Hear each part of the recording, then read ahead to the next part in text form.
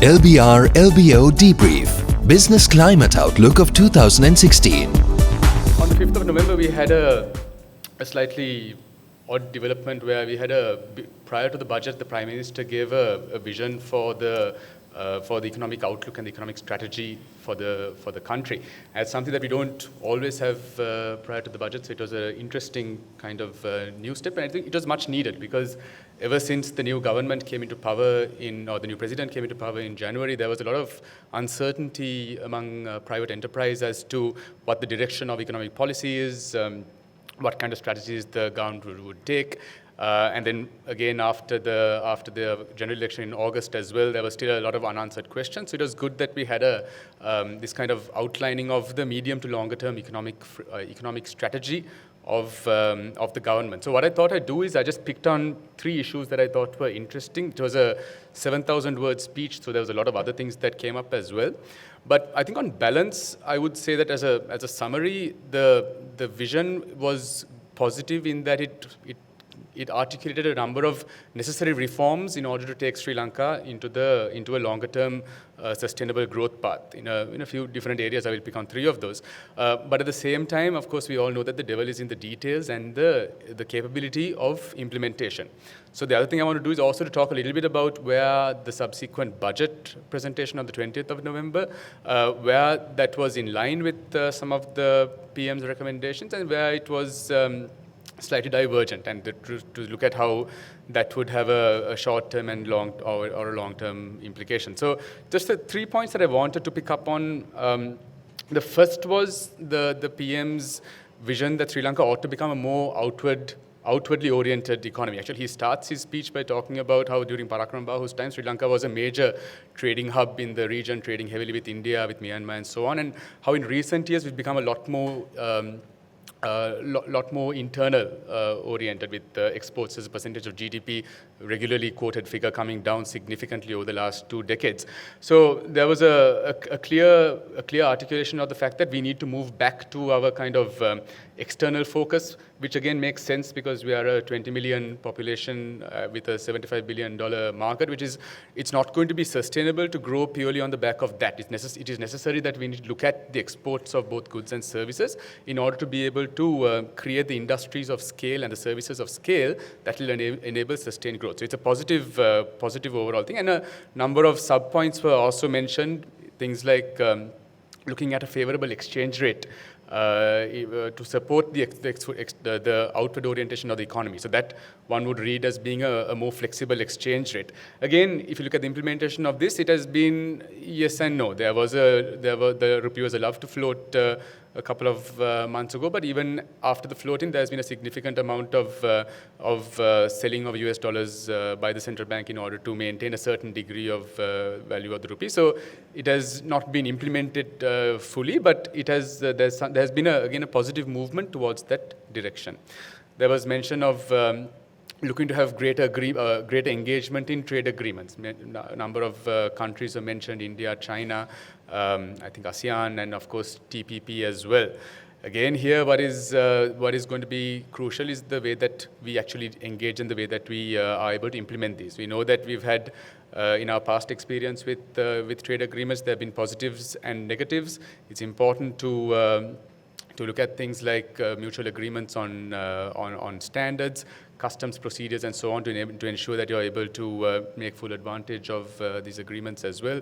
Things like TPP are, again, a lot more complicated. You get things like intellectual property rights that come in and a lot more difficult to implement, particularly from a domestic economic policy front. So again, the sentiment is good, but we'll have to see how far we can get on that in terms of implementation. Linking with global value chains, again, something you're seeing a trend that has been brought a lot of success to countries in the ASEAN region, where particularly in the manufacture of electronics, they've seen a lot of slicing of the value chain, producing different components of electronic equipment in different countries depending on their relative comparative advantages. So to see how we can link up with that kind of thing as well. Again, there are difficulties in doing that, which I'll touch on in a couple of minutes.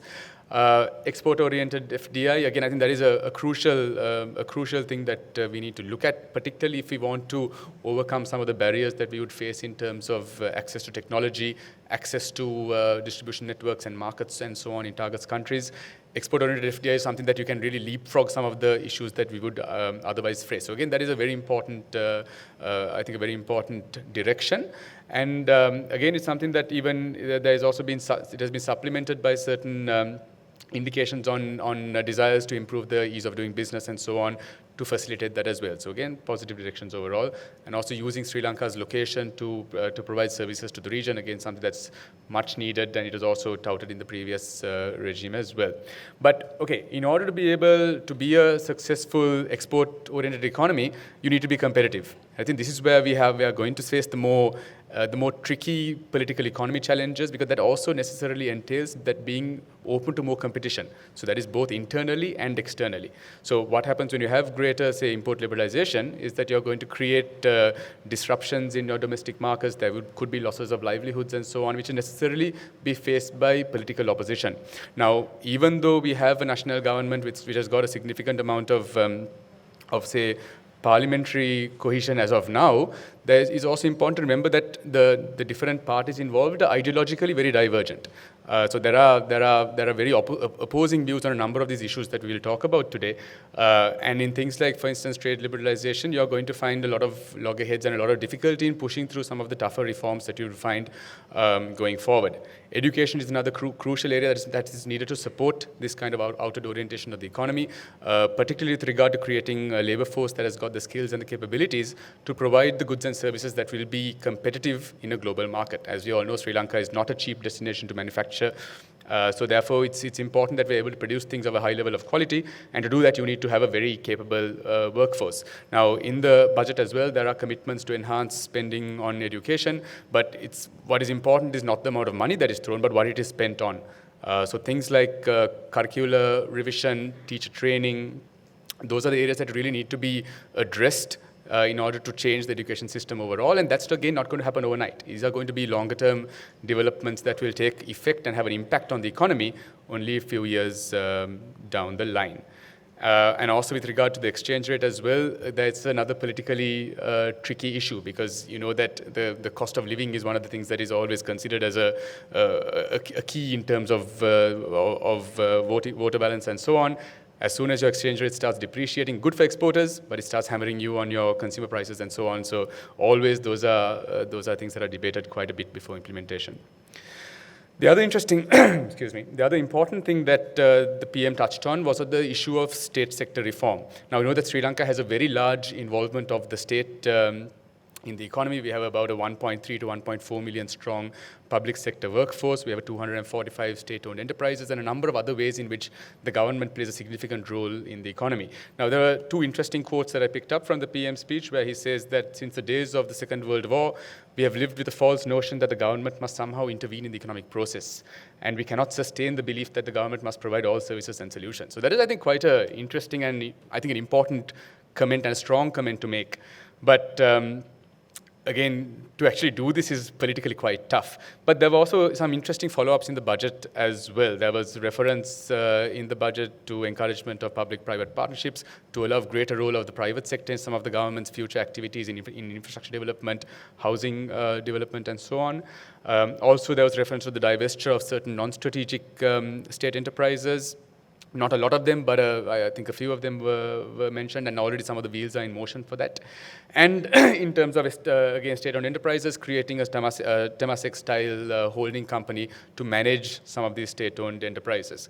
But this is going to be very tricky because, again, as I was saying, that ideological divergence between the two elements of the national government, they are very strong on things like the role of the state in the economy. The SLFP has traditionally been a party that favors a strong role of the state and a strong government, and the UNP has traditionally been a party that looks more at a smaller government. And even though the UNP is evolving, they are still looking, I think, at those roots are still quite prevalent. So how these two power dynamics are going to face each other is going to be crucial to see the extent to which this the PM's vision can actually be implemented with regard to the role of the state in the economy. I think it will be very difficult to cut back on the number of employees of the state, the 1.3 million plus figure. I think that is going to be quite sticky. Even in terms of state-owned enterprises, even though they might divest a few non-strategic ones, there will still be a large number of, a significant body of state enterprises, and the state companies dominate certain sectors. So for instance, like even in the banking sector, about 40% of assets are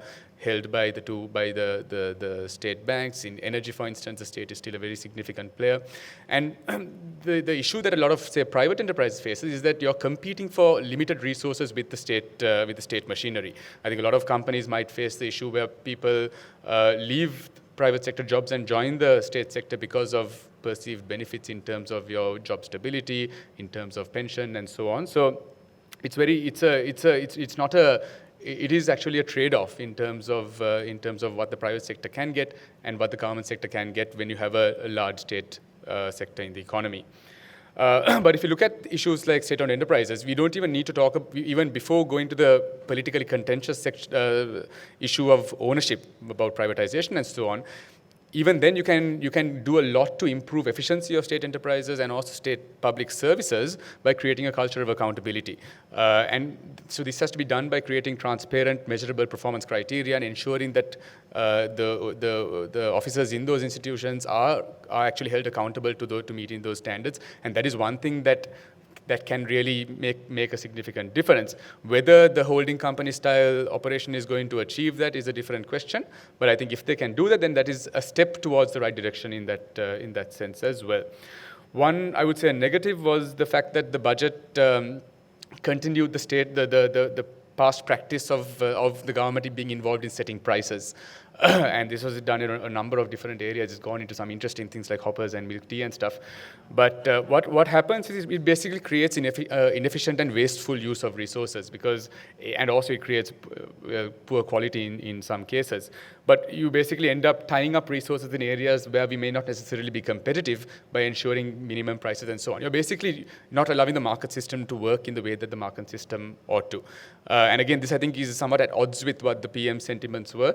So it's something that hopefully will change going forward, particularly when you have the digitalization of the economy that will enable us to do things like targeted cash transfers to the needy instead of having economy-wide interventions such as price interventions of this nature.